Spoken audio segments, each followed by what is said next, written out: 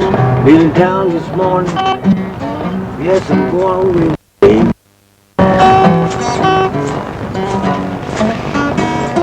I'm getting tired the way you treat me. I'm going away to stay. When you see me laughing, baby, laughing to keep from crying.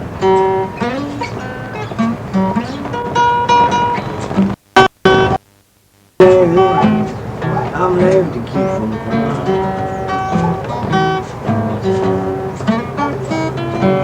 Cause I got the blues so bad, I don't know what to do.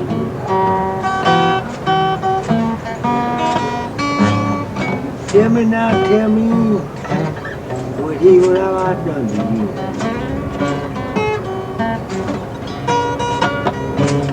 I wanna know, what have I done to you?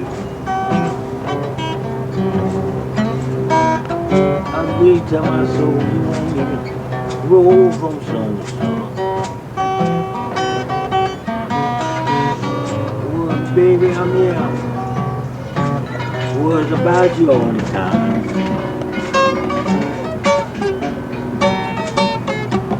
Yes, I'm here. I was about you all the time. I feel bad. Maybe you ain't on my side.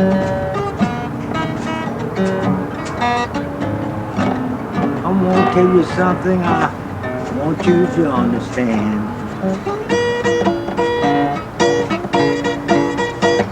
I'm gonna tell you something I want you to understand.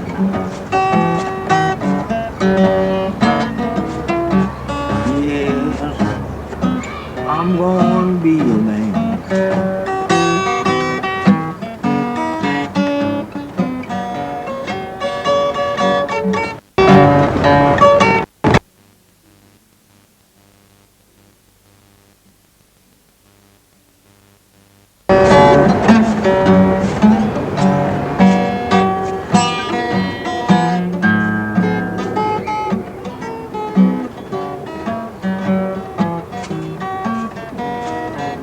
When you with your woman,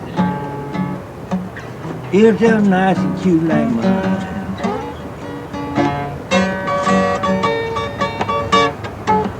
When you with your woman, here's her nice and cute like mine. She's always squatting, and woman built up from the ground. Now must I holler, or must I shake them on down?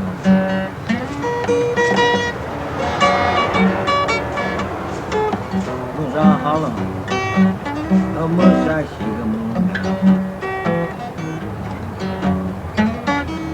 I don't stop hollering, baby, I believe I shake them on down. Yes, I love my woman like a schoolboy loves pie. Love my woman like a schoolboy loves pie.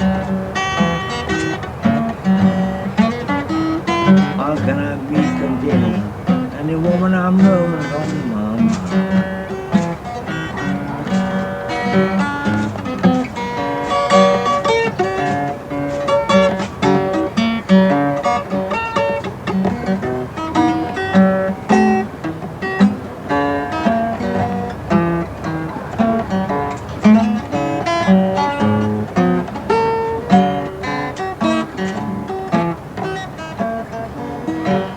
I ain't got nobody now.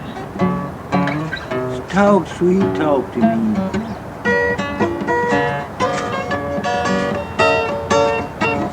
I ain't got nobody now. Talk, sweet talk to me.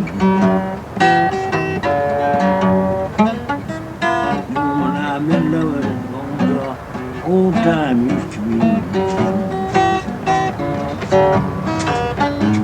I got drunk just to speak my mind. Well, I got drunk just to speak of sober mind. Yeah, baby, I ain't gonna be here long.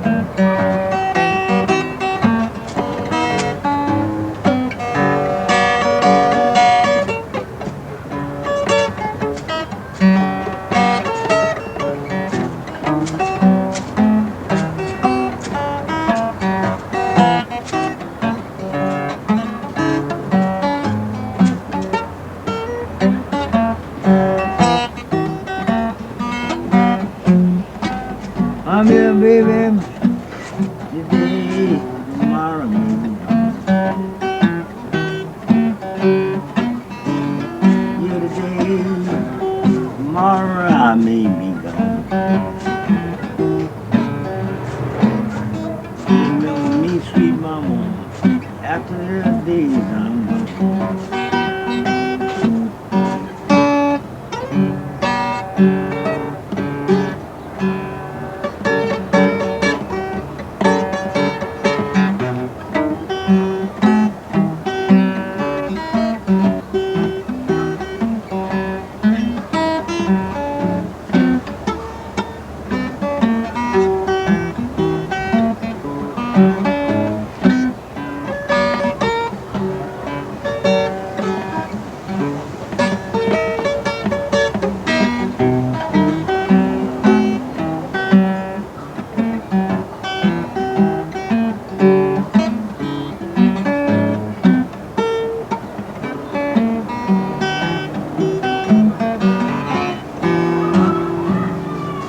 That was nice.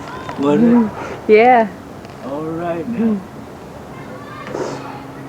Want to do one more or two more or five more? Let me see.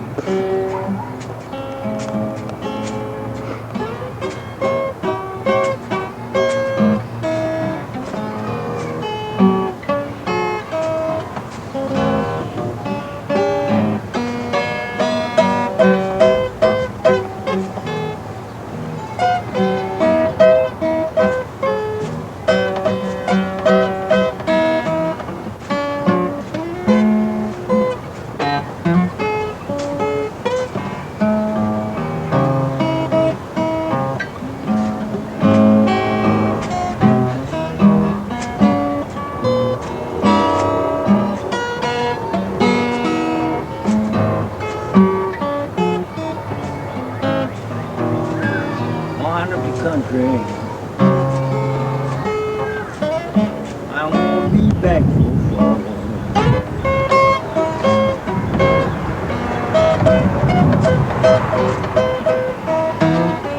Wind up the country, and I won't be back for fall.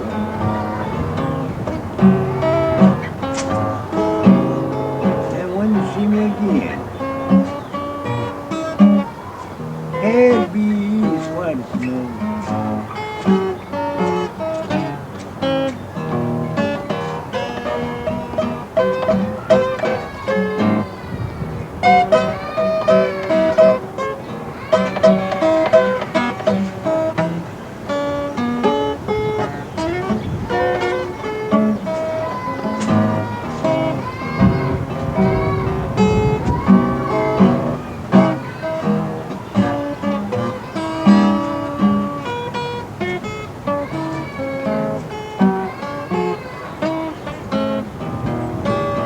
Oh, I'm feeling down now. My best friend is gone.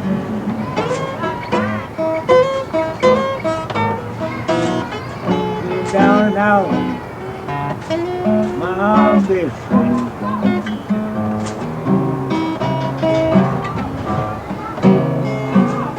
I'm feeling down and out. Nobody to take me to.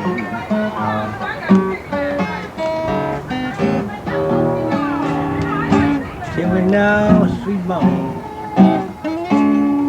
what have I done?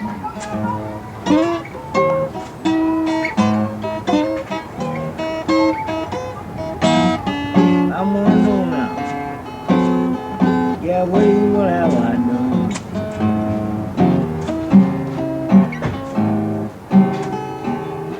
Be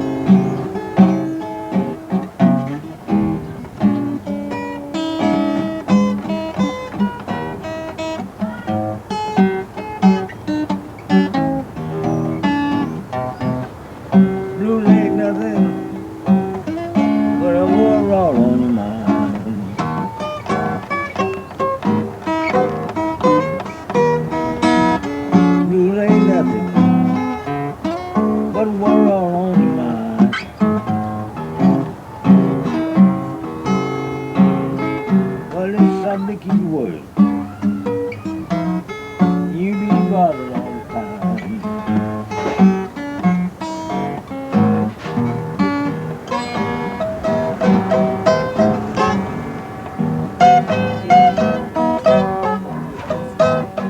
Excuse me one more time, then I'll be at y'all way.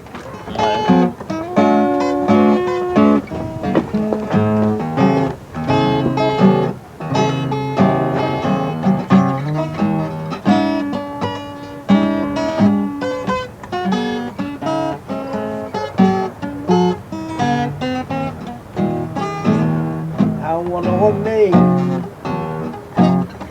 that Richard Crow for the darn day.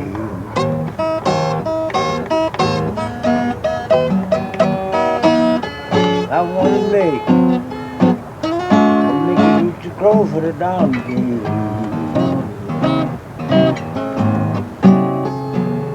Cause my mind on a wonder which way did my baby go?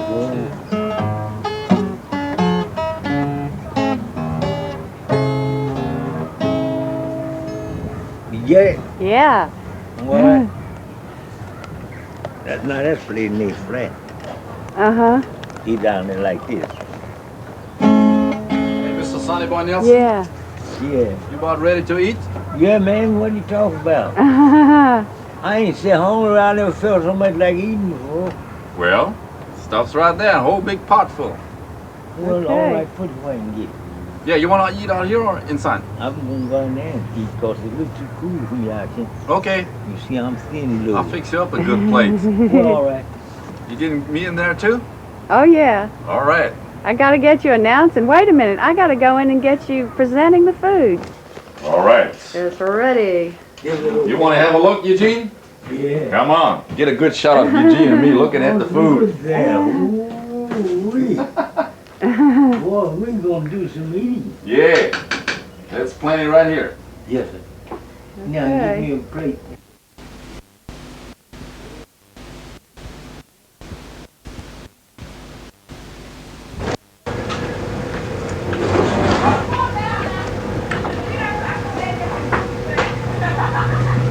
Oh.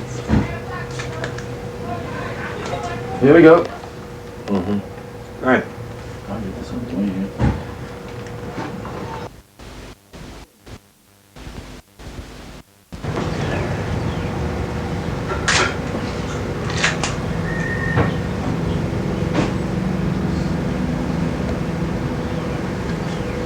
Eugene, you want some water? Yeah, give me a cup full, please, man. Okay. I ain't seen you drink no water today, man. Well, you done right, man. Yeah, you need to drink some more of this. I'd have starved to death. You starved to death. I'd have starved to death for Here, you. get some water. Drink at least 2 cups of water. I ain't seen you drink no water today. Good. Towel. Yeah, that's you need. Get this picture drink me get any water. Snap one. Okay. Ooh. Sure got it, man. See everything. I'm gonna get it by some point tomorrow. Yeah. Some water. Nice. Nah, you see, now watch me.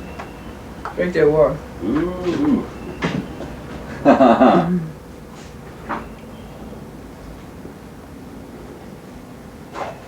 My stepdad used to be called Self San Antonio. He said, this is it. Something about food. You talking about that? My boy, you ought to have him up there laying you down some toasters today. Oh, do that. You want to get some on tape? Yes. Definitely. We can do that. Yeah. You could have got a damn toast. That old boy knows some toasters. Who's that? My boy, my son. Your son? You know some too? No. Oh, okay. Oh, we thought you did. Well, where? I didn't. Your son wasn't here today, though, was he? That's the one you call Little Man. Whose picture I took that? That's that little man. Yeah. If there's somebody can he come up here. He can.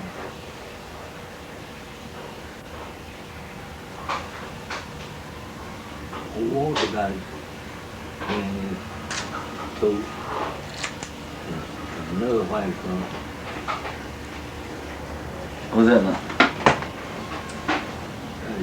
what he was saying too.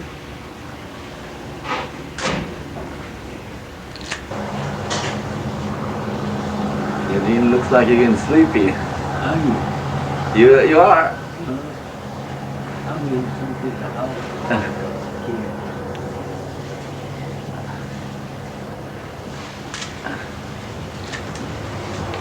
You need to take you some rest. Lay down and take a little nap. Yeah. I'm gonna night. I'm gonna do tonight. If you want to look at me one more time. All right.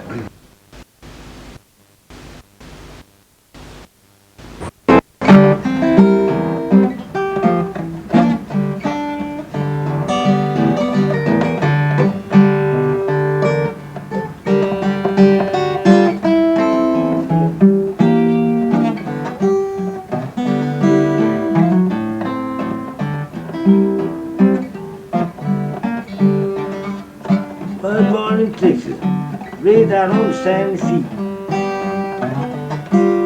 Born in Texas, raised out on the sandy sea. And you know about that, make no 7 miles out of me.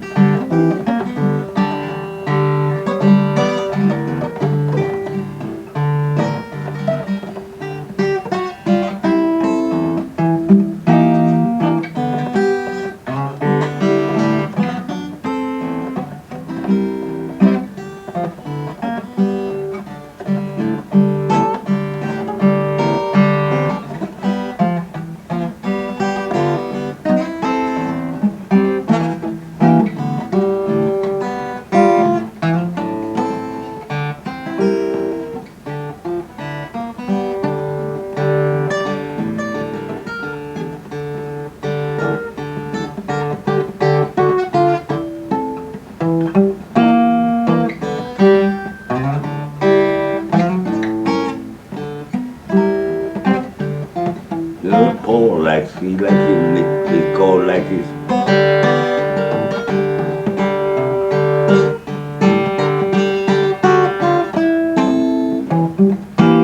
Yeah, he made it like that, but that's not how you make it, is it? Is it? Is it? That's how you make it too? Oh. That's how I live. Uh-huh.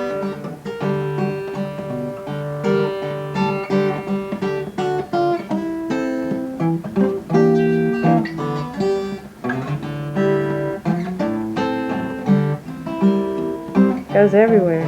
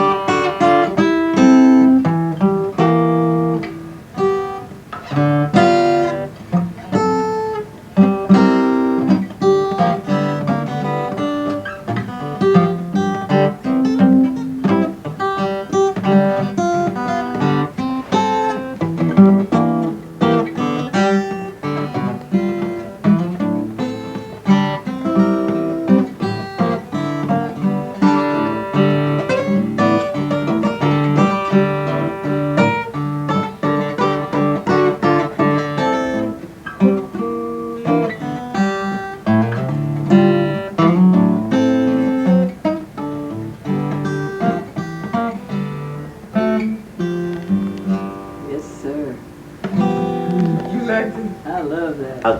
I learned that piece. You know, how you learn that piece, you just, Got through it. yeah. There Yeah. you come.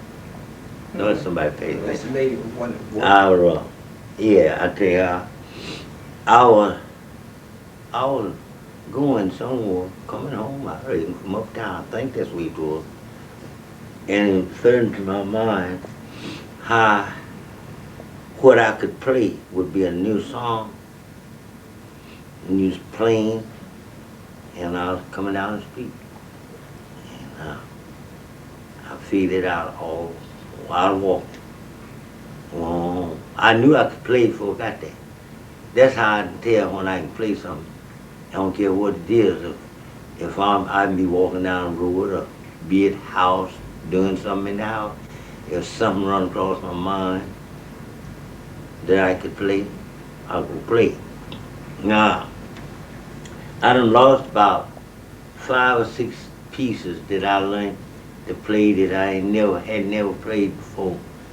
But I fooled around to see if the way I supposed to been done, to learn to play it and play it enough is to practice where I could just go play it any time I want to play it. But I played this now and then, wait maybe a week or 2 weeks. To kind of forget it. And then kind of forget it. Yeah, that way. But now this piece I liked it after I played it, and I liked it so good, well I just kept it up. Yeah. And come and add more to it. I got it down to where it is, and everybody hear me play it like it. Oh, yeah. Yeah. The boogie woogie. Oh, I want you yeah. to hit it before you leave. Yeah. The boogie woogie. Is it tuned right for the boogie woogie? Oh, yeah. I think so. You think it is too? It ought to be. For the boogie woogie? Mm-hmm. Yes, contacts there.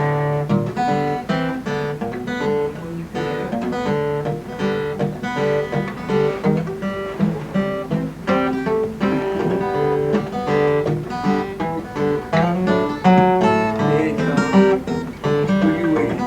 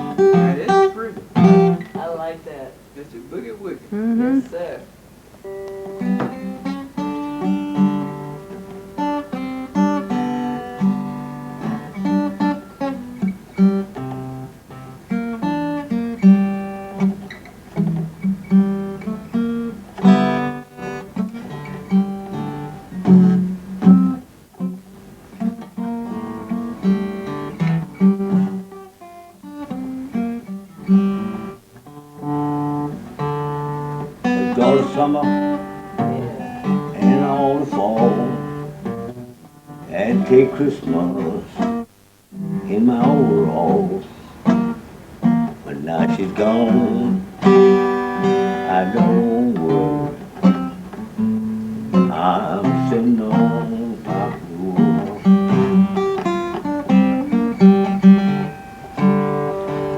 All the summer and all the fall, just play my little all in all. But now she's gone, and I don't worry. I'm sitting on top.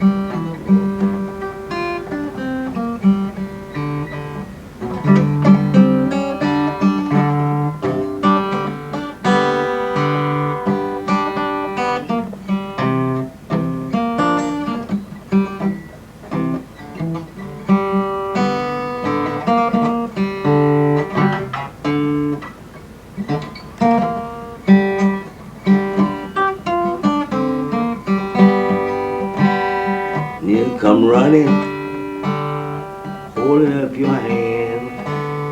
You can get you another man. And now she's gone, I don't worry. I'm sitting on top of the world.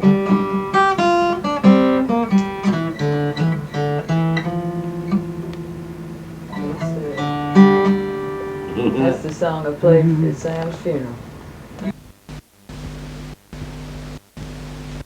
The right song, what I like, M&O Blues. M&O, can you play that? I like that song. Do you still play Well, I that? don't know if I can play it now, but that's what I used to play all the time. Uh-huh. Let me see.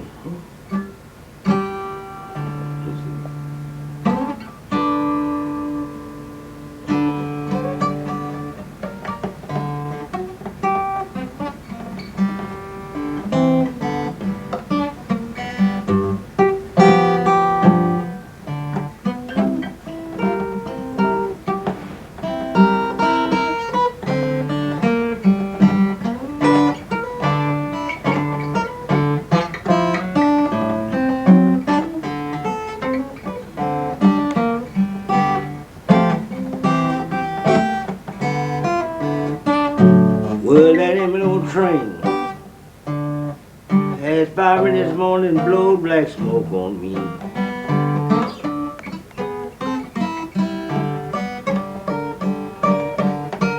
Passed by me this morning soon, and it blowed black smoke on me.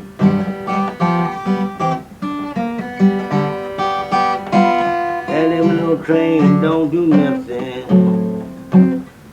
Lord, but running blow.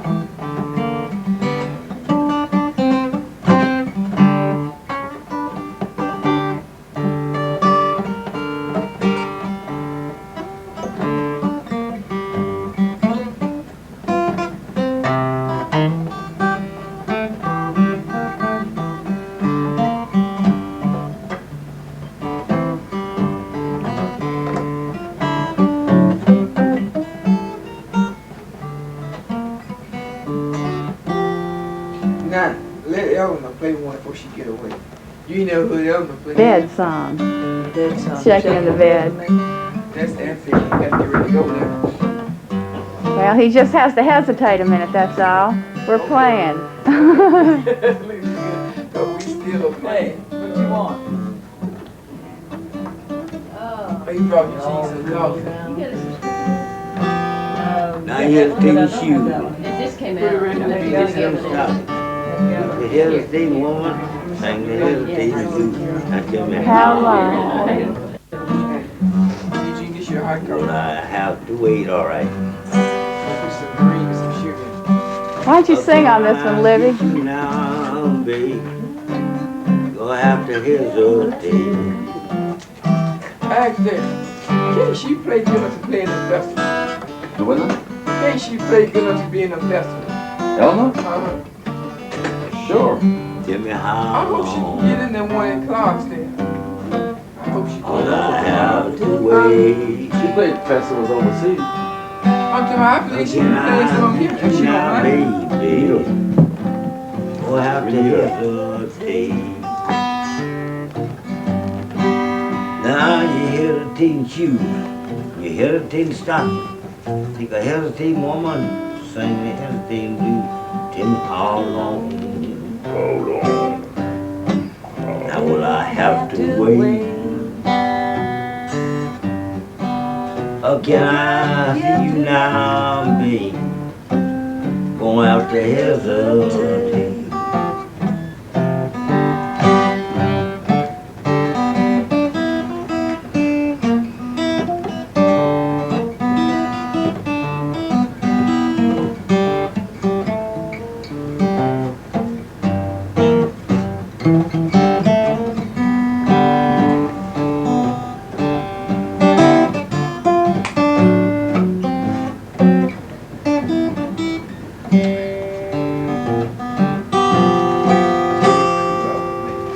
Hesitating blues. Yeah. That's it. And hesitating There you blues. go. Yeah, hesitating Watch blues. this car. That's a good song. Yes. Now, Libby gets. Yeah, I like this song. Which one's that? Oh, yeah, but I want to Did I hear ever this put other that one. album They on gave for it tape? too, if you want. I don't Did drink I ever coffee. put some of his albums on tape for you?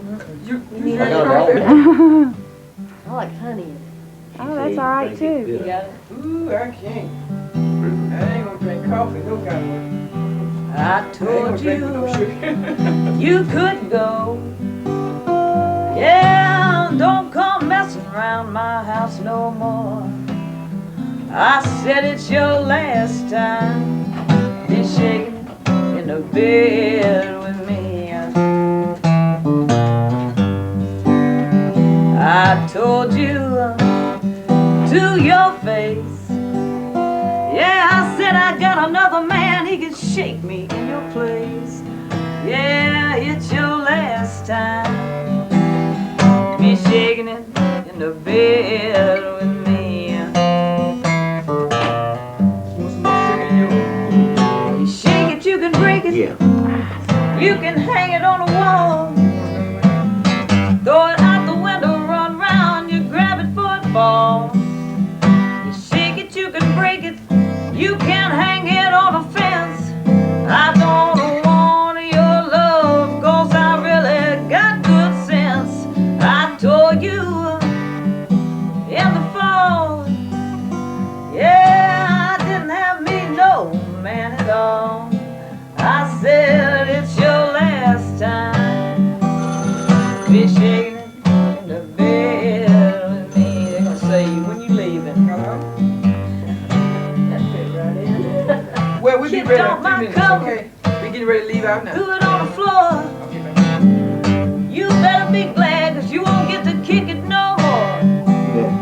This lady chick. I wear my clothes, baby, like I please. Yeah, I'm gonna shake my jelly with most any man I please. I told you to your face. Yeah, I said I got another man, oh, he can shake me in your place. Yeah, it's your last time. Be shaking it, I mean twisting it, baby. Doing that low down monkey dog, yeah, in the bed with me.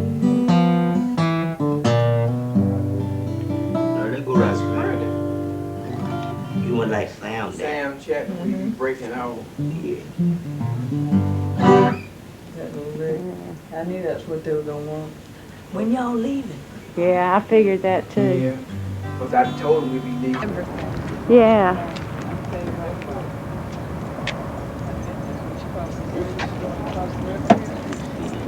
Selling shirts out of your car? Say, where your key Look at Axel selling shirts out of his Red light. Vic, Cross where your key? You want to give me? Yeah. There's a red light soon as you cross Yeah. the river. Turn by the Golden Yeah, Corral that's pretty. Motel. You turn Yeah, right. turn ready, Looks G. like a Show- Yeah, let me get a picture of that. Filming it. Turn towards Ellen. Over there. Right here. Oh, wow. That is something else. Yeah. I'm dressed up and cutting up. You sure are. Anybody cut up in that shirt. Yeah, it is. I'm waiting to get the key now. Yeah, hold it. But you know what it says on my key here, Eugene? Okay. Right here?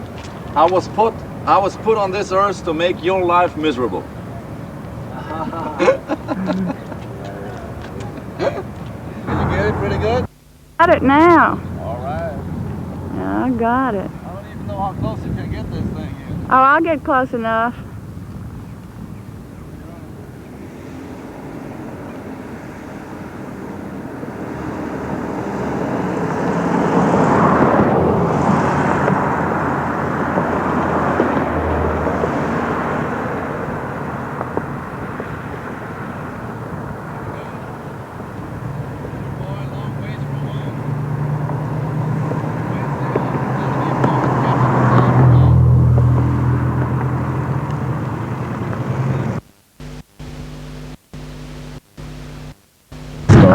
Wait.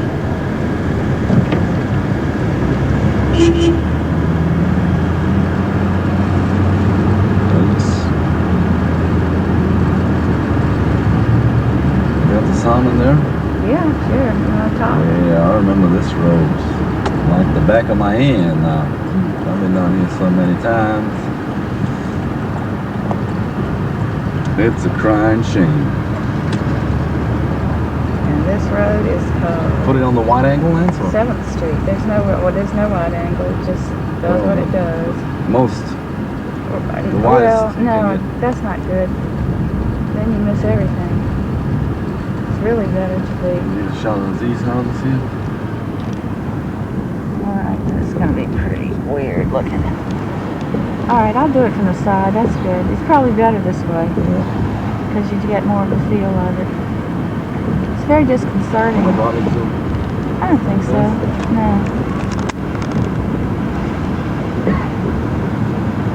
Maybe I'll try and do it a little to the front now too. Darling Just to Street. give an impression of the street.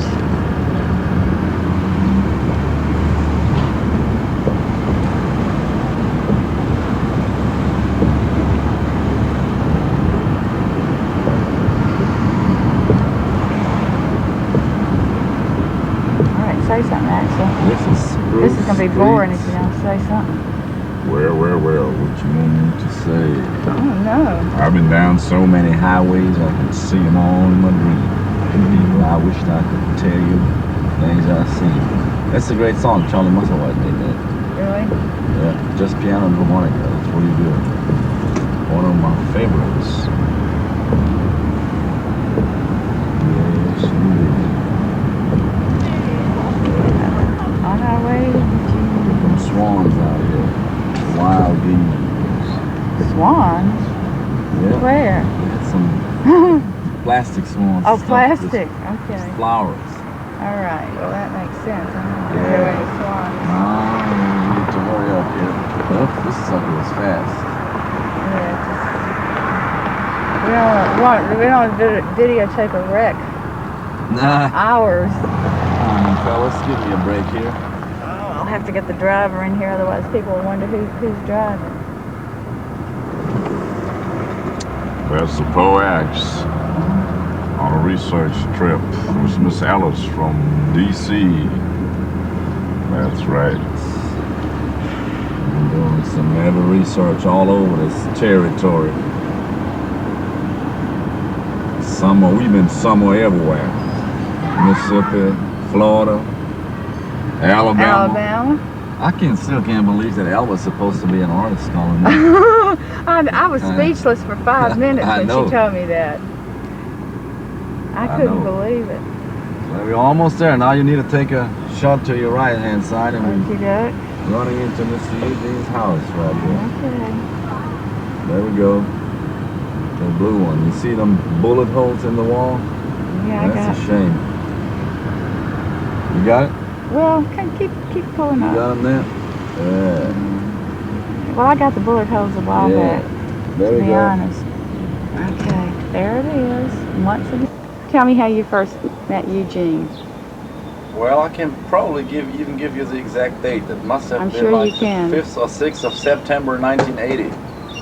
I drove up here from Columbus, Mississippi to see the Delta Blues Festival. And Eugene was there, and Sam Chatman and different other guys. And I saw him playing that Saturday afternoon. Actually, I think him and C.Del Davis played together. And so we stayed over here on that night and went to see him that Sunday afternoon, but not for a long time. Actually, I even had Louisiana Red with me. And Red and Eugene played some together. I snapped a few pictures. And my friend Bernie from over in Columbus, he did the same. Took a few photographs. And then I didn't see Eugene.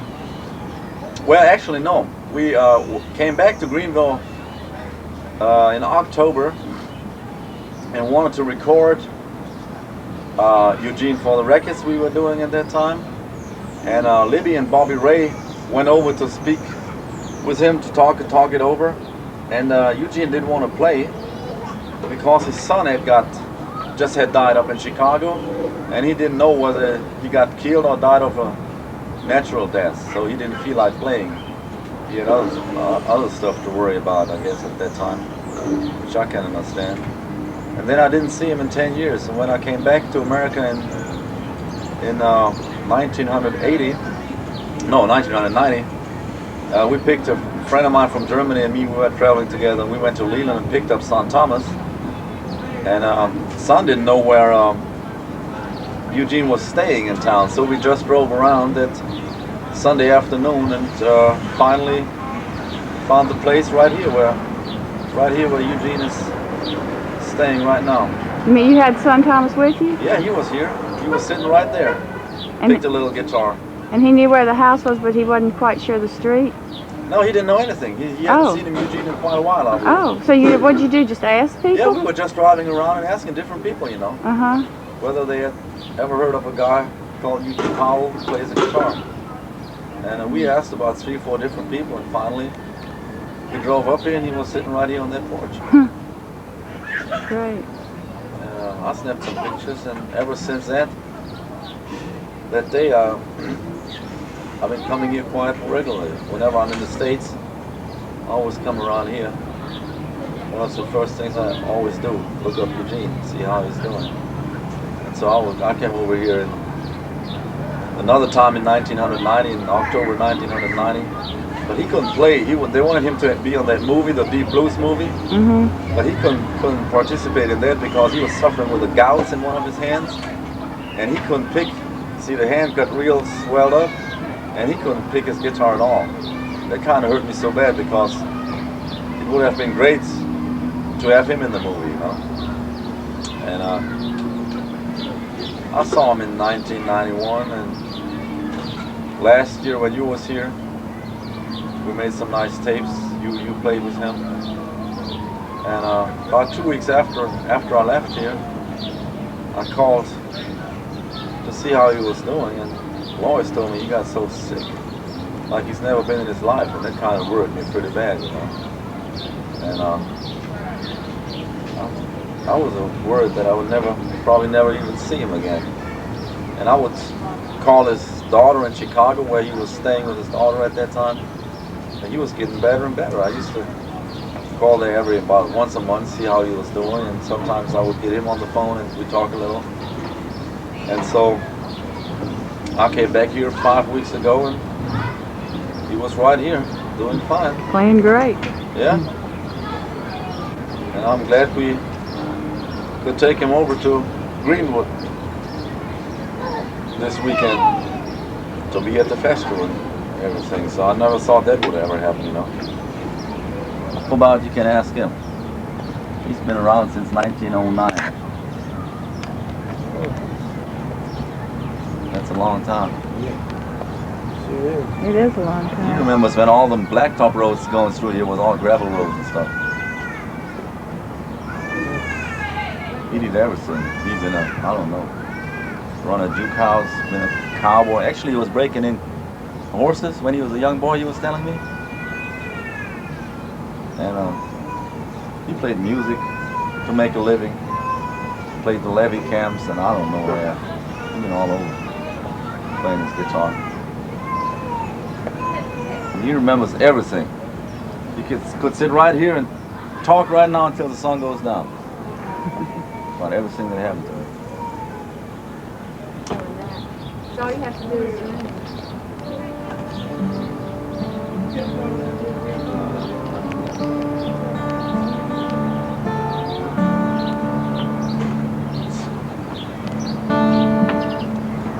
There we go. You ready?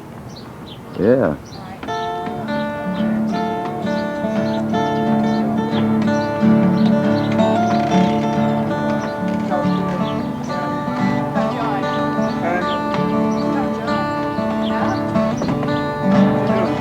Axel likes his song, so he wants to put it on that tape. That's all right. Hey, I believe this is not focusing. Huh? Is it still on manual? Uh-huh. Oh, it is? Oh. That's not good.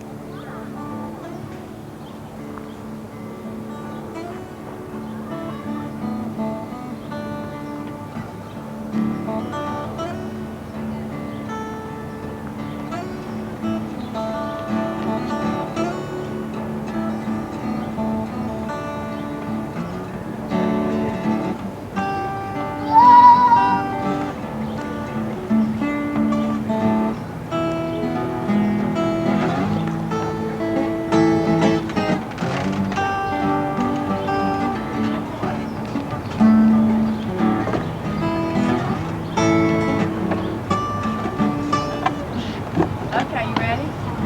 Yeah, I thought you were going to start. Yeah. Are you ready? Yeah. All right.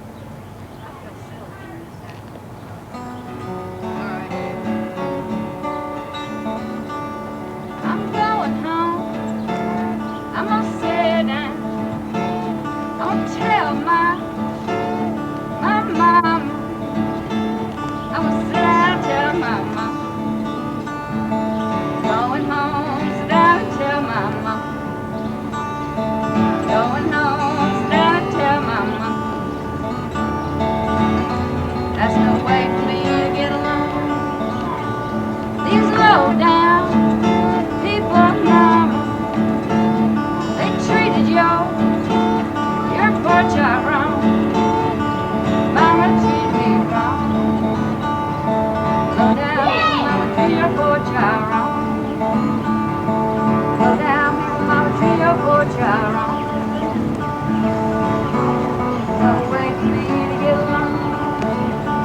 They treated me like my poor heart was made of a rock stone. Made of a rock stone. Treated me like my poor heart was made of a rock stone. Like my poor heart made of a rock stone. There's no way for me to get along. Hey, y'all. You know that. Was enough now. Made me wished I was dead and gone. Wished I was dead and gone. That make a child wish she's dead and gone. That make a child wish she's dead and gone. No way for me to get along.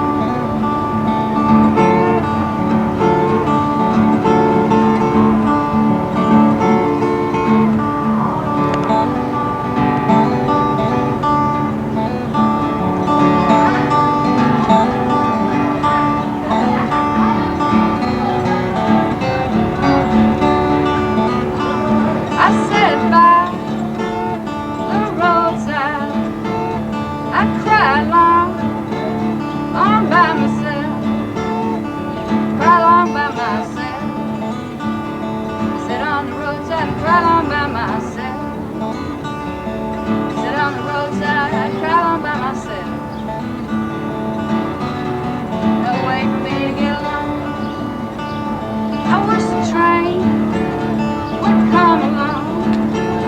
and carry me away from you. Carry me away from you.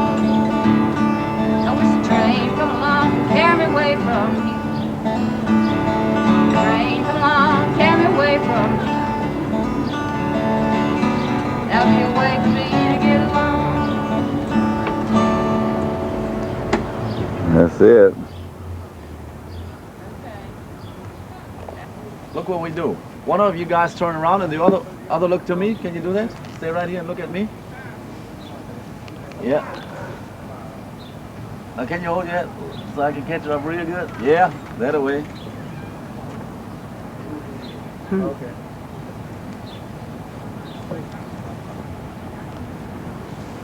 Oh.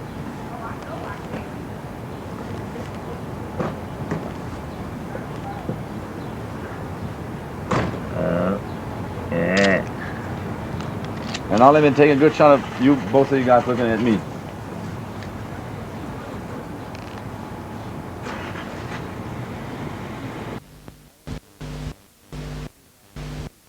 Mr. Axel. Well, Yep, anytime. well, it's gonna be the 82 Buttermilk Blues. All right. Usually I don't do that, Eugene. I do it for you. All right now.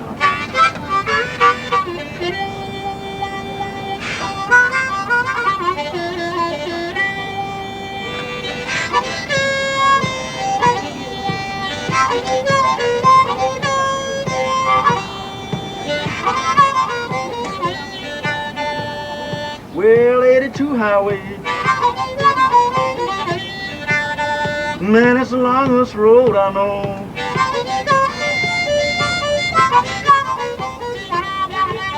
Man, that 82 highway,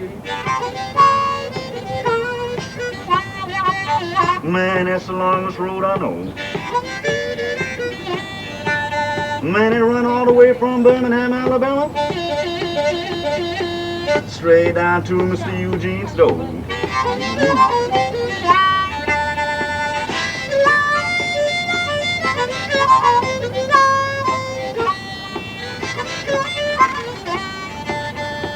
Man, I walked 82 highway. Man, I done walked the soles off of my shoes.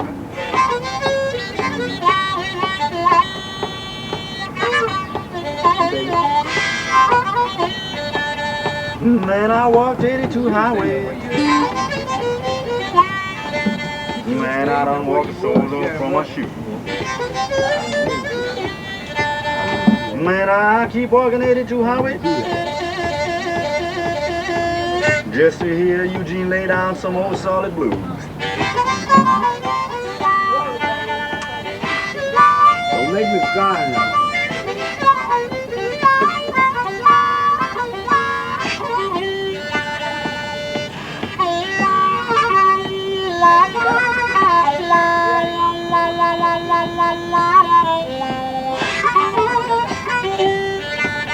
Now look at here, Eugene. One thing I want you to do, hit that guitar for me one more time, old buddy.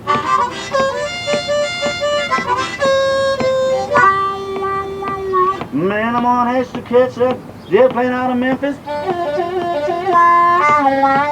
Bring the poor boy be 1,000 miles on down the line. That's good. That's a 82 Highway Buttermilk Blues. Yeah. And for old Eugene, man. That's good.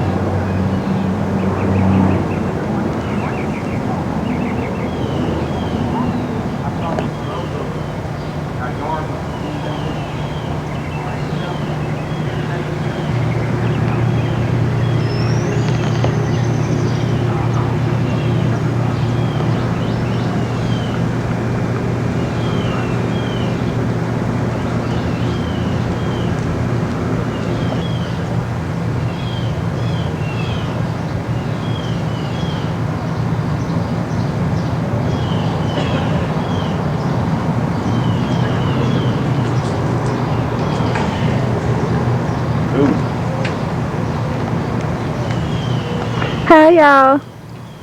Coffee and cinnamon rolls. Oh, cinnamon rolls. That's a new addition. Yum.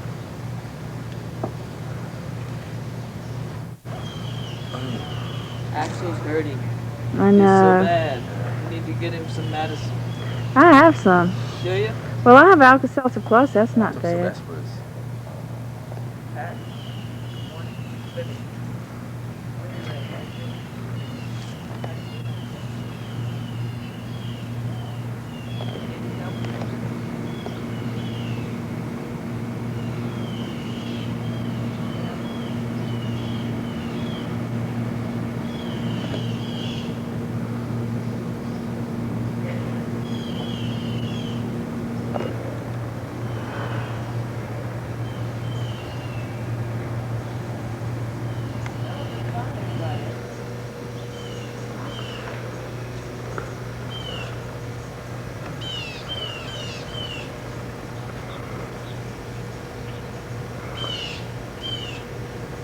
Mule talk, because you know, you hear about going to France and the hell. Huh?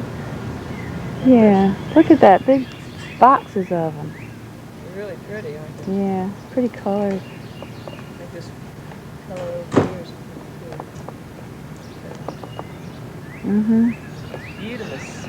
Very flowers. particular. You're welcome to pluck all these. Brief history of your life in the blues, Axel. Well, when did it actually start? I believe in probably 1969. I think at that time, Columbia Records in Germany were pushing out a large amount of blues album, and you remember '69 was still the end of the progressive music area, all these British rock blues bands, and Jimi Hendrix was still around, and Janis Joplin, all these people. So they tried to, at that time, push the blues in a certain way. I don't know why, but anyway, they had this huge selection of albums by white British musicians, like I was saying Chicken Shack, Fleetwood Mac, Blue Horizon Records, and American people like Mike Bloomfield, and so, and as well as many albums by original blues singers, Son House, Robert Johnson, Booker White, all these people. So in the late 1969, Columbia put out this double album with a mixture of these white blues singers and so the black original artists. So you would have Ma Rainey singing right next to a song of Janis Joplin. And I just bought the album at that time and never realized that actually, well, I was 13 years old, recordings from the 20s existed. And still I can't figure out what my fascination for the whole thing is. Well, like I was telling Libby, today I saw Piano Red one time, the one from Memphis, and he was asked why he played the blues all his life, and he said just, well, I like them, that's all. Not much to it. Maybe that's, you don't have to scrutinize or intellectualize it too much, I just developed a liking for it, and then, like in 1972, I saw my first blues show, which was American Folk Blues Festival, which would tour Europe every year. And the first blues show I saw had Memphis Slim, Big Mama Thornton, T-Bone Walker, Robert Pete Williams, and Big Joe Williams on there. And I just walked backstage. I had a little tape machine at that time I borrowed from my daddy, a small Ewer.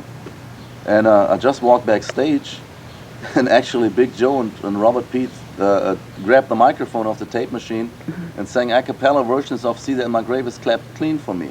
And I was completely knocked out, you know, all these people I would consider heroes, they were just regular people you could communicate with, you know. Wow. And maybe it was not even the music that fascinated me so much, because obviously I never really got around to be a musician, much of a musician myself, but it was just the way these people were acting with me, and I could fairly easily get along with them. And that's probably the fascinating part always been for me. That these people have a long history and are fairly well known. Some of them you could even consider stars. I mean, a guy like Big Joe Williams, he started so much in his lifetime and has done so much, and still he was just a regular person you could relate to. And after this first concert, I saw more and more blues, all these blues shows, and all these people were coming into Germany, and I would hang around with them and go to the concerts and record some stuff and take their photographs. And actually I went to spend my summer holidays in 1972 in California, and I had a list of addresses from some kind of English blues magazine, and I was just sending these letters out to all blues musicians I had the addresses of. I'm coming to California, I'd like to meet you. And so one guy by the name of Casey Douglas, who was originally from Mississippi and lived in Berkeley, migrated to Berkeley in the late 40s, and actually made a pretty well-known record called the Mercury Boogie, which was covered by, I don't know, Canned Heat and Steve Miller and David Lindley, I believe. He wrote me a typed letter back. I mean, he was full of mistakes. I still got the letter. And he said, well, it would be great if you could come around. I've never met anyone from any other country, and we can get together and talk some.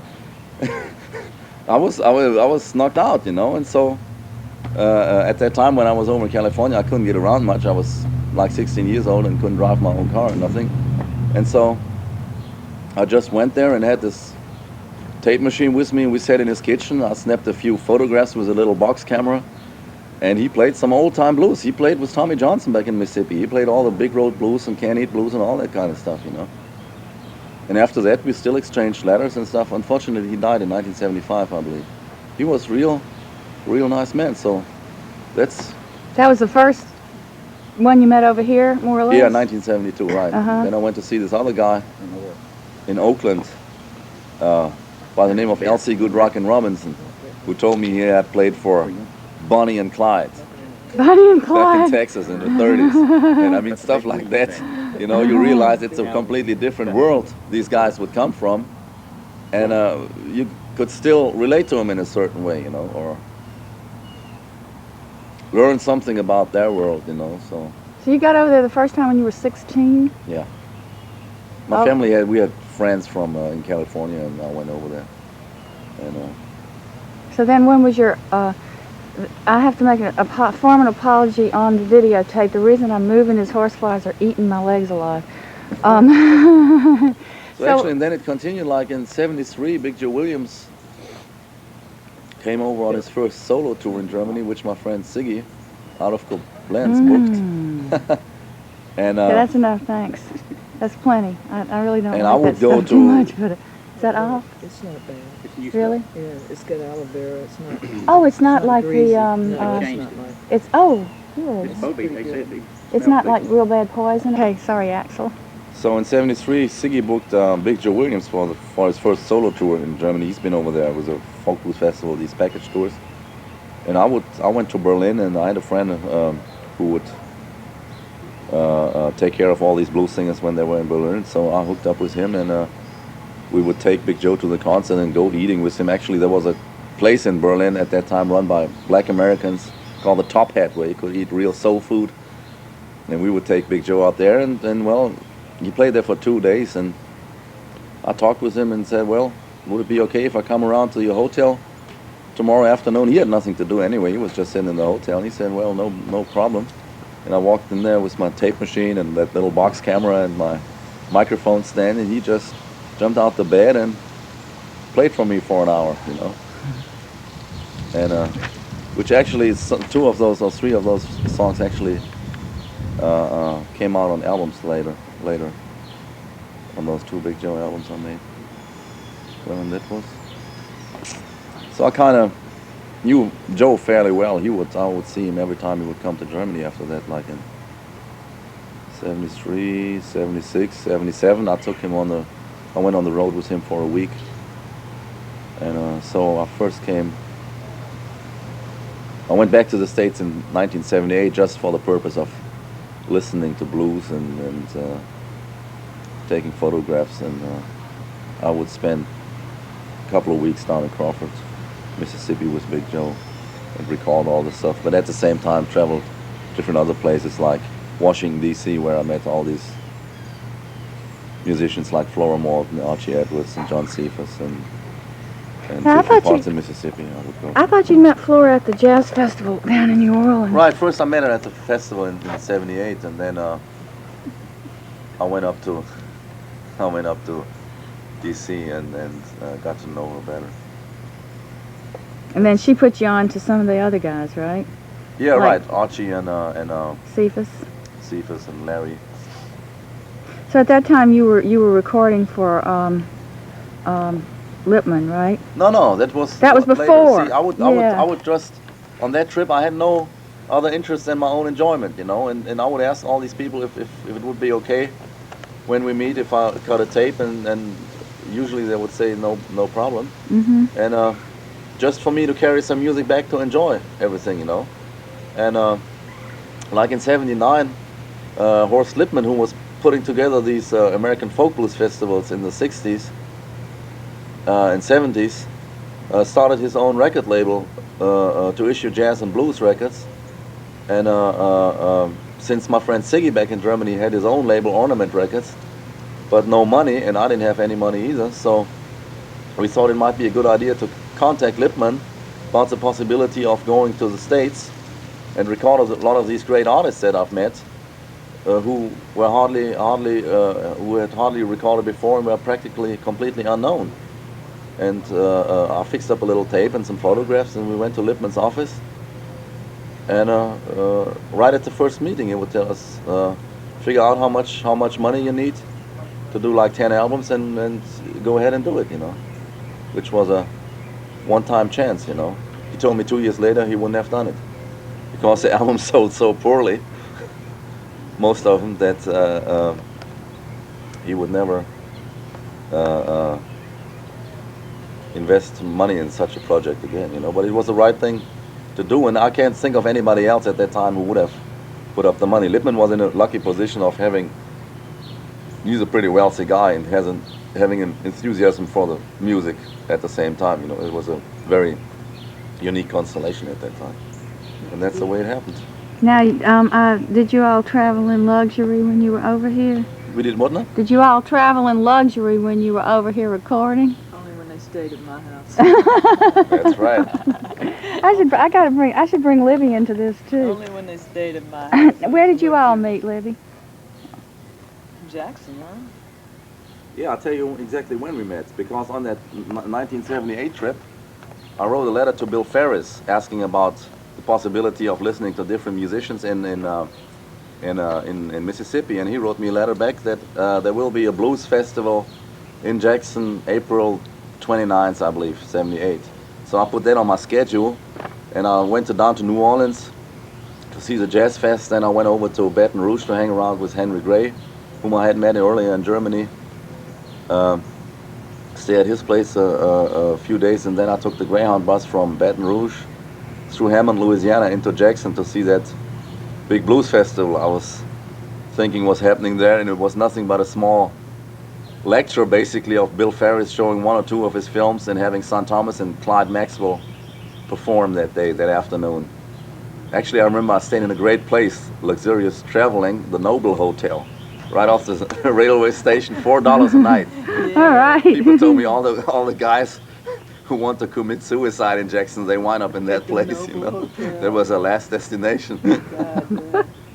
But anyway, that's how we met, Libby. Yeah. I That remember day. going in the Noble Hotel, that fine place. you It's still stayed. there, but Yeah, it's it is. the building is still there. No hotel. That's right.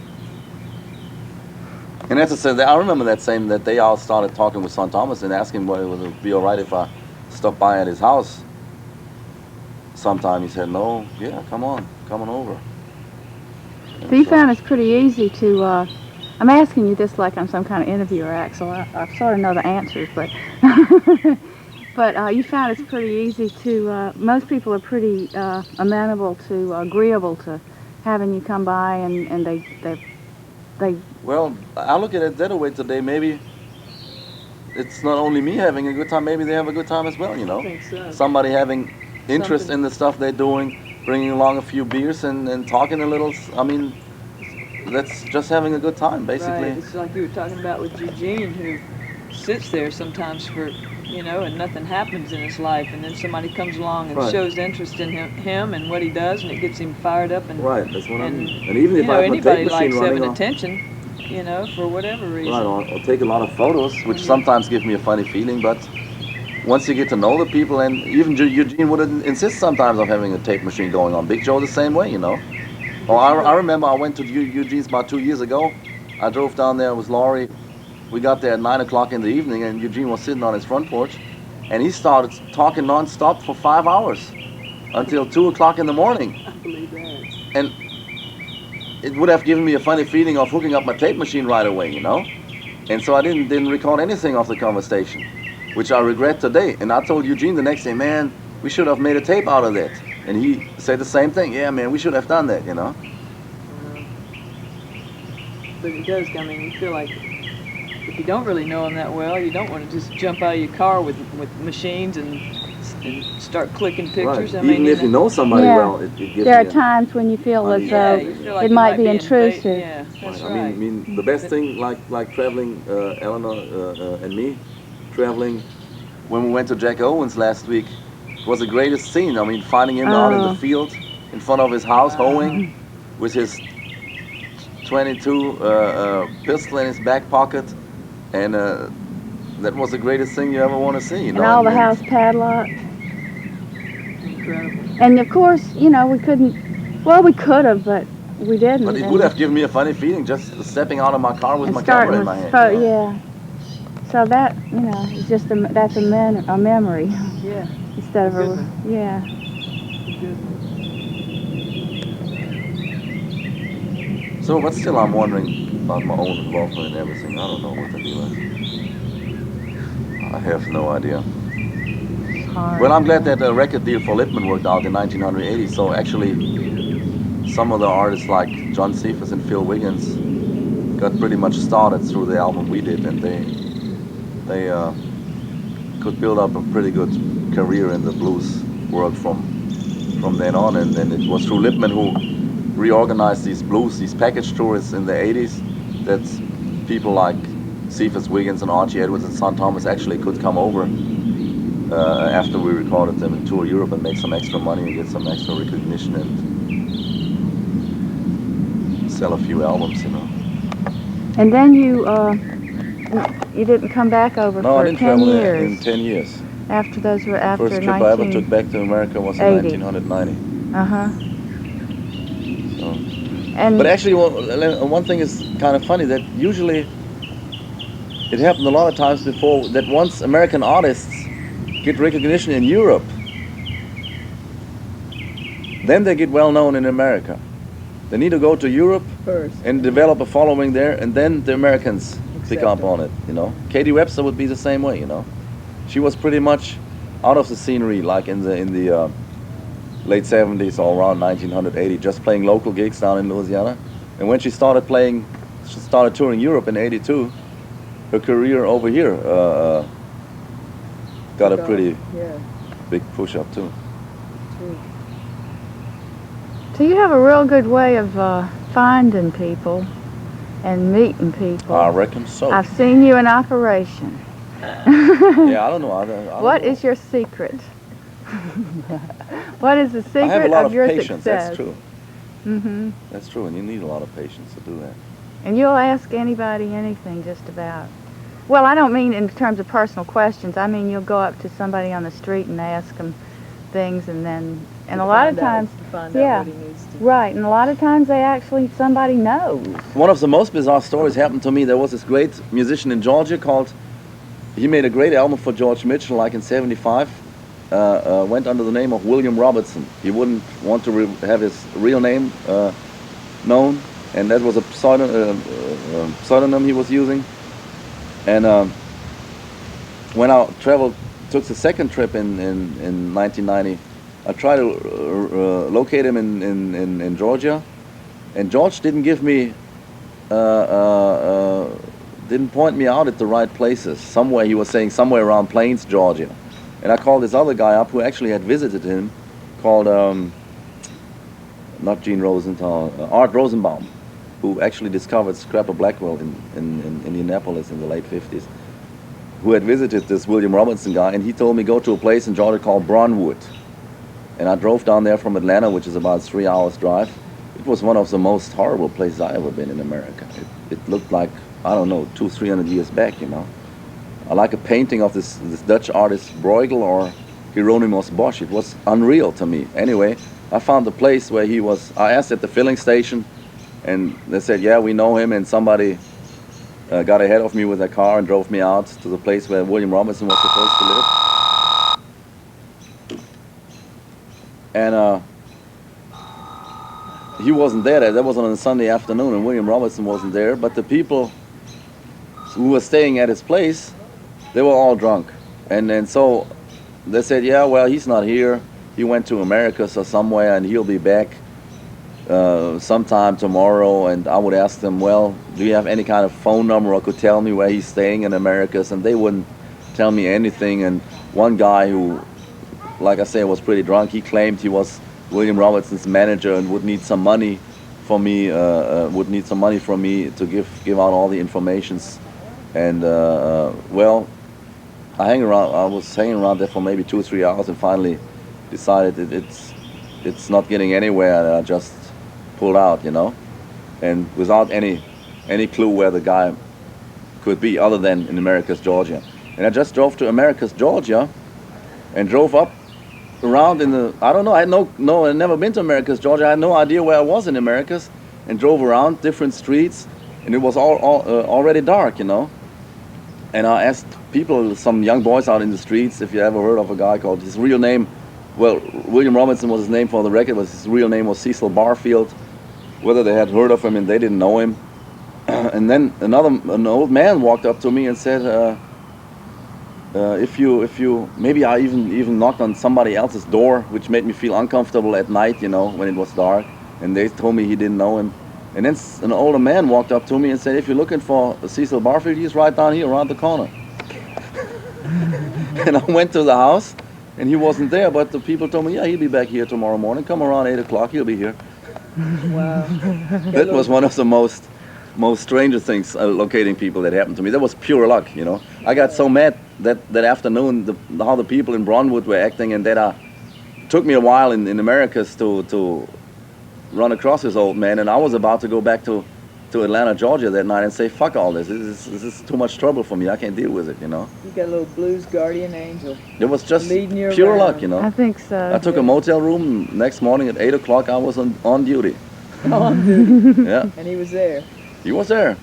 Pulled out his guitar, which was pretty much out of tune, and started playing. And actually, for the record he had put out in 1975, George Mitchell was doing the write-up and said the guy doesn't want his picture to be taken because he thinks that somebody who has a photograph on him can put a spell on him. I've heard them saying that before, about the pictures. I've heard it, but I've never met anyone who felt that way. Well, and I mean, I asked him whether it would be okay for me to take photographs. He said, yeah, man, go ahead on. Maybe he changed his mind, or I think this Art Rosenbaum guy took some photographs of him also. maybe he We didn't. know sometimes they may just not like the person. That's what I just thought, and you other know. times they get good vibes from people, and that's okay, you know. Mm-hmm. It's think easy that's a enough to big give it part as of an it. excuse, you know. I mean, I'd be that way. You might be I having didn't like a, somebody. I didn't.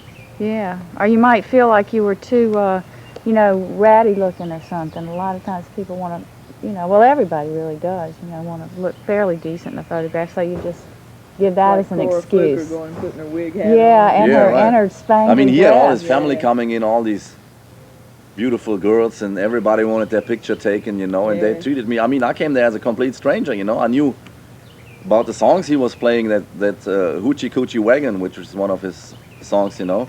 And they fixed me a big breakfast like at 9 o'clock in the morning and all that stuff, you know. And it was unbelievable, you know. Yeah. I mean, what more can you expect, you know? Took you in. Yeah. They were real nice to me. No, never.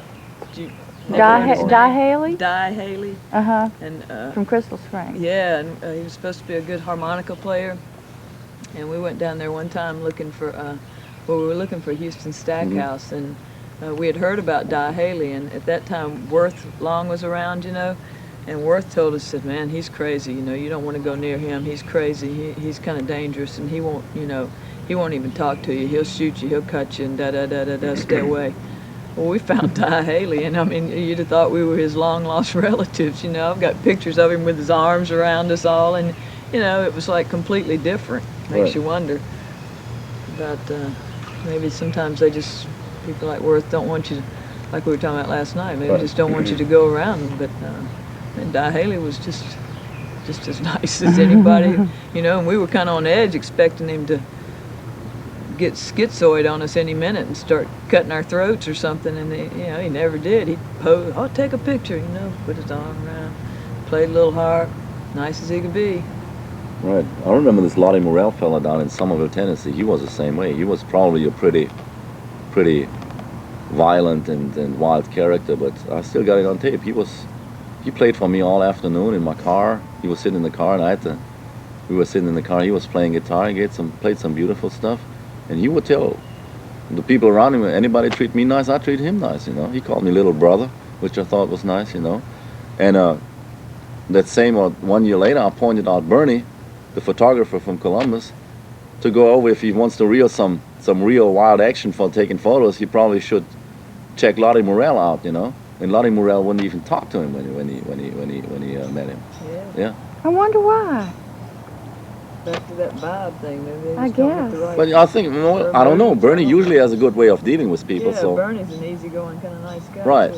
Too. Maybe Just caught him on in a bad day. or a bad or maybe he mood, didn't relate to him in the music stuff, you know. Right. So that might have been, I don't know, but Not really.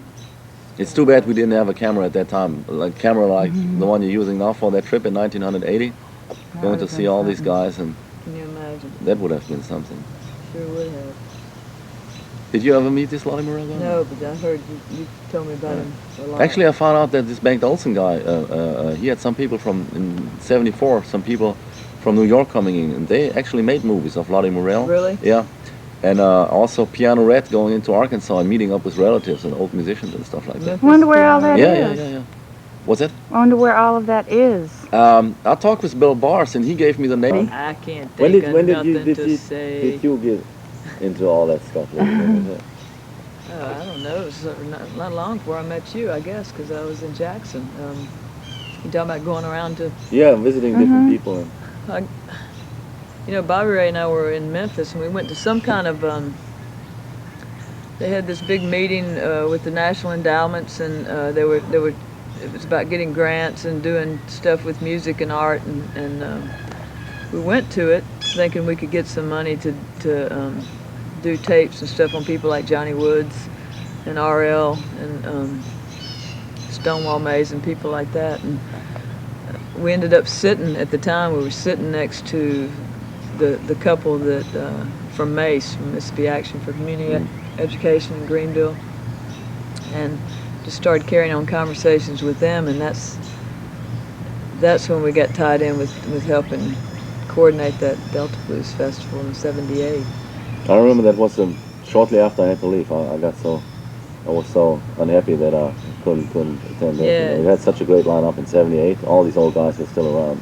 Right. Walter yes. Brown and Jack Owens and Eugene. So we ended up going around and gathering up the musicians, you know, but we had a big falling out with the Mace people because they had a lot of money. They got grant money for that festival, and they were wanting to pay $50 to these musicians to come, you know. People like Furry Lewis in their 80s, you know, that's a long way to travel for somebody that old. For $50 for 20 minutes, I don't know. I just felt like I knew how much money they had, and I knew that they could afford to pay more. So what we did was we took the blank contracts and filled in the amounts more. So they fired us promptly after that festival. We didn't coordinate another. And Big Joe, of course, he wanted more than anybody else got, so he ended up getting $200. Everybody else got a superstar. All these little talents around it. I should have been a millionaire years ago. That's what he told me. Yeah. So we ended up, you know, we signed them all up for at least $100, and Big Joe got $200. Did Eugene play that too? The first year, 78? I don't think Eugene was there then. Now, where was this festival at? In Greenville. In It was the Greenville, first the Delta first Blues one. Festival, Uh-huh. you know, and now this is, what is this one? Coming up 15th, 16th, 17th, something like that. Yeah, but it's not, for my liking, it's not much. Not much. A little bit about Sam. Oh, he was just great. I mean, it's going to be hard to tell me a little bit. But where'd you Yeah. meet him? And I met him when we went to his house, knocked on his door, back in, I think it was 78, early 78. And, you know, he was just real nice, welcomed us in. He's a real gentleman, you know. And we just hit it off right off the bat. We found out that our birthdays were 5 days apart. And, I don't know, something clicked. You know how you meet, sometimes you meet people and it's just an instant bond, and that's the way it was with me and Sam. And, yeah, I'd just go see him a lot of times by myself from Jackson. When I was living in Jackson, I'd drive up to Hollandale. And, you know, Sam loved me. I love Sam. I remember one time driving up there in the snow. It snowed one time. I mean, it was coming down, you know, and when I left Jackson, it was just cold, and then I got on the road, and it started getting real icy and snowy, and I was going, God, I'm going to die going to see Sam. I was hanging on to my little Pinto steering wheel, trying to keep it on the road, you know. And I got there. He brought me in his house, cooked me a big old steak, you know, had this meal ready. I just remember feeling so lucky and thinking how many people would like to be there right now. What did Eugene tell me that he actually saw Sam cry a few times because his wife was treating him so bad? And their kids, they were stealing. Like Eugene or Jack Owens, at one point they always tell you how important it is. The conversation will always come to the point where they say they just want to be treated right, you know. Yeah. And deal with right folks that know right from wrong and are good to them. And yeah, that's all I want too. You know. Me too. Sure, but you can almost predict it. At one point, the conversation will go to that place. Yeah. Yeah.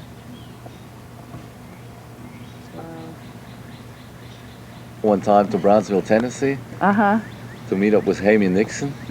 And Big Joe was pretty much a womanizer.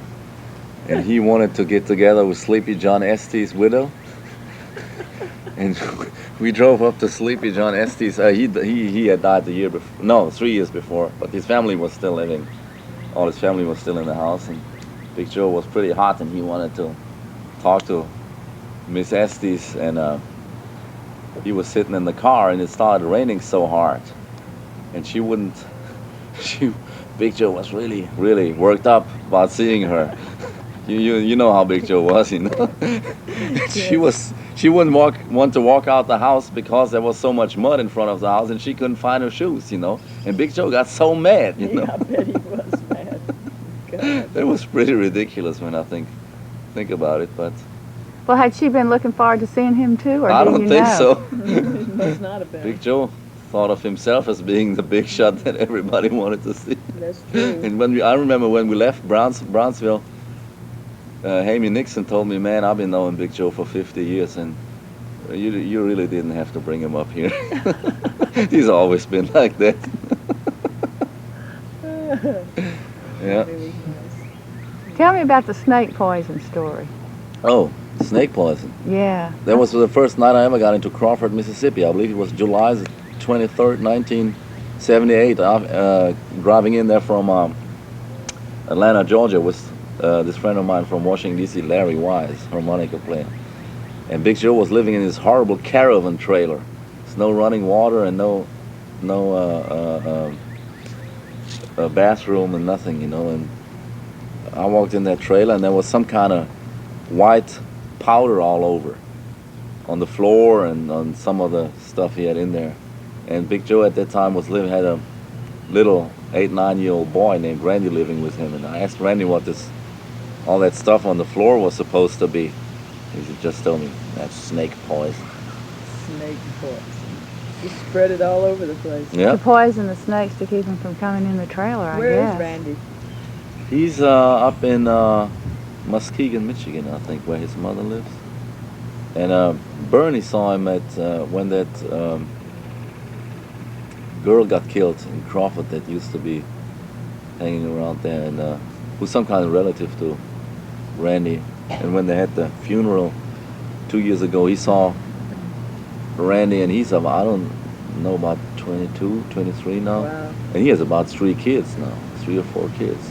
Incredible. So Big Bernie told me to him it looked like the guy skipped a period in his life. You know, he'd been a boy and then was a grown man right after that. You know,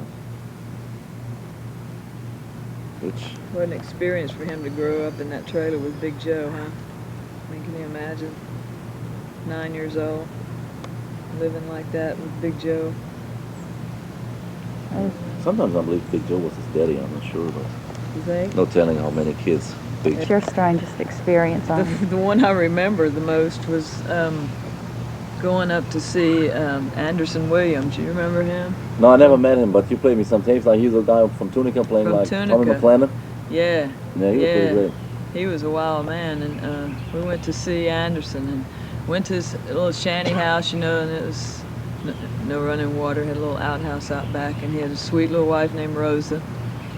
Anderson wanted to go out that night, play some music. We were going to carry him around to a juke joint or two, and so we get him in the car, and of course, first thing he wants some whiskey, and the second thing he wants to go pick up his girlfriend.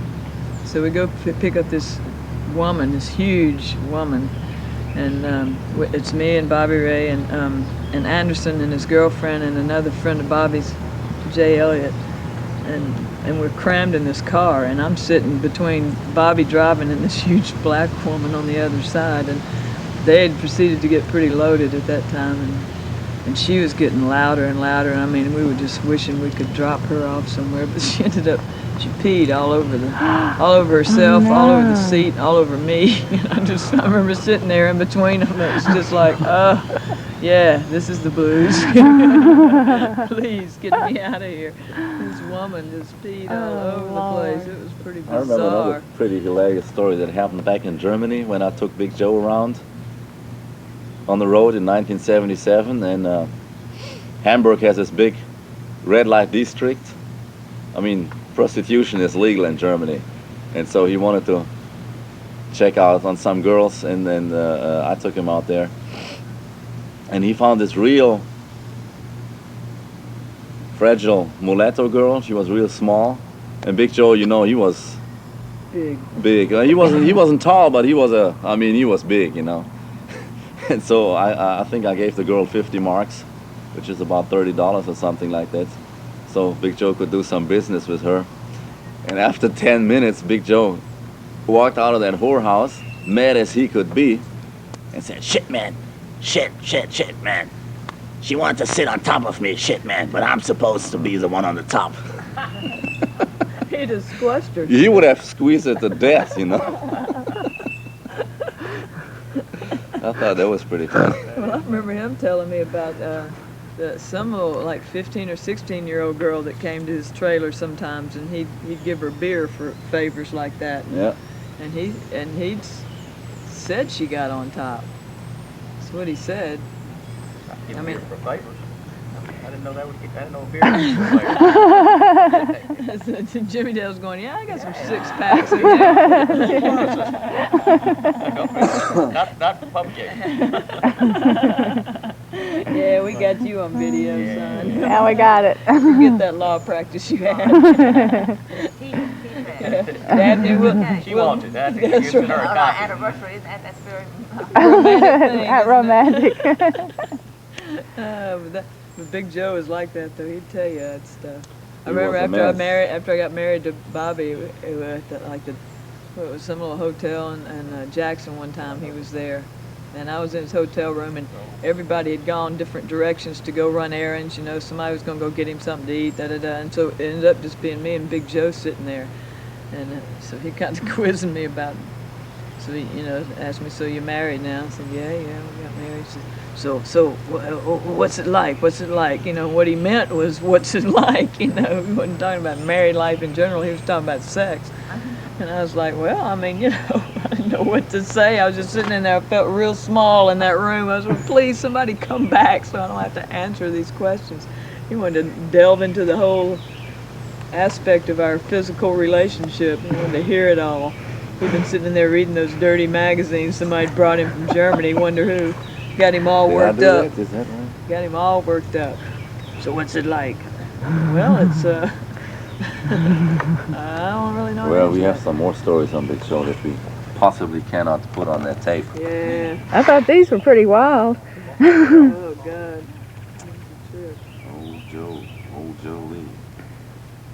I remember thinking I was going to get squashed by him that time we took him up to George Street Grocery in Jackson. You remember that place? Yeah. They had that real narrow staircase that went up to the second floor, and it was real skinny and narrow and real steep. And Big Joe, it was hard for him to get around and getting up those stairs and everything with his cane and trying to.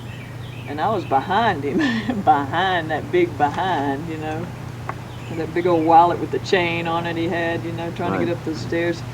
And I just remember the reality coming to me that if he falls, I'm dead. I'm dead. I can just But I've see seen us. him- I've I'd be seen- squashed. I've seen Big Joe play a show, the big festival in Germany with Muddy Waters and Junior Wells, and he was sitting in that wheelchair, and they had a pretty steep flight of stairs going down to the dressing rooms, and somebody was telling him that there were some girls waiting for him or stuff. He jumped out that wheelchair and walked down all these stairs without any problem. At all, just zipped right down there. Yeah. It was a miracle. He was cured. He can walk again. Heal yourself. Wow. He was truly a character. All these old Coca-Cola Mm-hmm. signs out in the streets here. Yeah, I never I did love spend those. much time here, but they kind of stuck with me. Yeah, I remember taking a picture of a building in Vicksburg. They had a big Coca-Cola thing on the side. Crawford, isn't it? That old lead paint doesn't go away.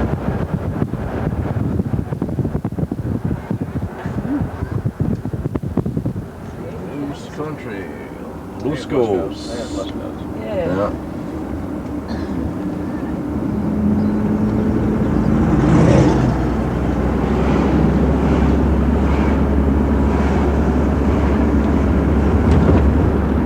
Watermelons on the truck. What are watermelons going for now? When they first come out, they're not expensive.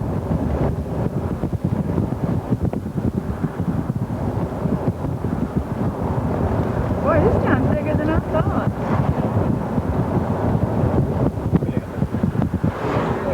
It's getting wet. Oh, I think it's cold. Okay. It's supposed to be 90 degrees right now. I know. Not-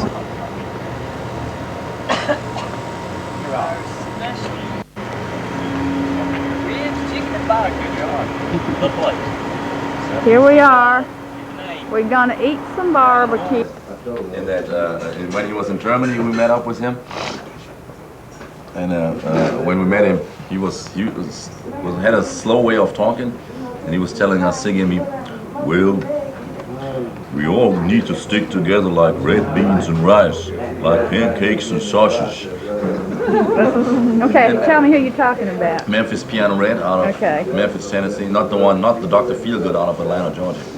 Both of these fellas were albinos. And I remember in 1980 when I was asking him about the possibility of recording, usually people would get pretty excited about the whole story and stuff like that. And he just walked by me and without looking at me, he said, "Yeah, I can help you out." Help you out. Yeah. What were those names you were throwing out when I was going out to get the camera? What now? You were talking names about. of- Oh, he would tell us stories like he was a hobo and he would run into people on the road called Otto Guntop and Die Easy and some other names he had. I can't. Otto Gun Top? Guntop, yep. Jeez. He's been through some heavy stuff, I believe. Piano Red, but he was nice as he could be. And he got murdered in his bed? Well, somebody, I don't know if it was in his bed, but somebody broke in the house and they killed him, Wanted to take what little money he had. On pie. That story again about calling everybody Oh, to yeah. the post office. but I'm not supposed to stay, but I had a free line to the States from the post office. And I would call up all these blues singers in the night shift break. And I called up Piano Red one time, all the way from Germany, telling him I might be back in the States soon. And he told me, I wish you could come around right now. I got a big grill in the backyard, hold 35 pounds of meat. So that was nice. I bet you wish you were there too. What was that? Yeah, I bet you wish you were there then. Eat some of that 35 pounds of meat. You know, they used to say, the rumor was that he'd buried money in his backyard. You know, that Piano Red had buried some of his money that he made in his backyard. I'll tell you another story. After he finished that first German tour, I wasn't there, but the guy who drove him around was telling me that the promoter paid him off. I don't know how much, maybe $2,000. I have no idea. And the next day, when he got the money, he called the roadie, tell him to come over and put his hands right between his legs. He had wrapped around all that money in his underwear around his ball. $2,000. Something like that. Wow. He buried that too, didn't he? But I think, and I may be wrong, I may not be remembering this right, but when he was murdered, when somebody came in and killed him, they also said that they dug up the backyard. They were looking for the money that he supposedly had buried back there. So it had to be somebody who knew him close. That's why I think it was that. Did you remember that guy, Lewis Scott? No. He was a young guy that towards the end played with Red, little gigs and stuff. And I don't know, I just didn't trust him very much. He just didn't seem... He just didn't seem trustworthy, or something was odd about him, and I really think it was him, or somebody he knew. He played guitar with. It's some men. What did he play? I don't know. It may, if it wasn't him, it may have been somebody he brought around, Red, and maybe heard the rumor about the... So he slept with an axe handle by his bed? He slept with his axe handle by his bed, and I asked him one time why he did that, because I just thought he's such a big man, what would he be afraid of? And he told me that he always had a fear that someone was going to kill him in his sleep, you know, break in his house. So he kept this axe handle by his bed for protection. Yeah, I think he had a gun too, but he had this axe handle that he kept by his bed. And that's actually how, you know, what happened to him. Somebody murdered him in his sleep. Did they shoot him or what? I think they clubbed him. I think it was, he was real, made you feel real welcome in his home. Real generous. And he kept all, you know, his home was really pretty neat. I mean, you know, he kept all his stuff together too. Remember? Now some of those guys were in such disarray. Red, you know, everything was, you know, right down to the little curtains and pictures on the piano, you know, and all that was all kept very nice. That's what you're saying. Well, she's still in good of a shape, she's in. Yeah, it's good. Yeah, he called himself the youth fucking. I always thought a lot of stuff. Other people. All the weird things he's done in his life. No telling. No telling. And I wouldn't either.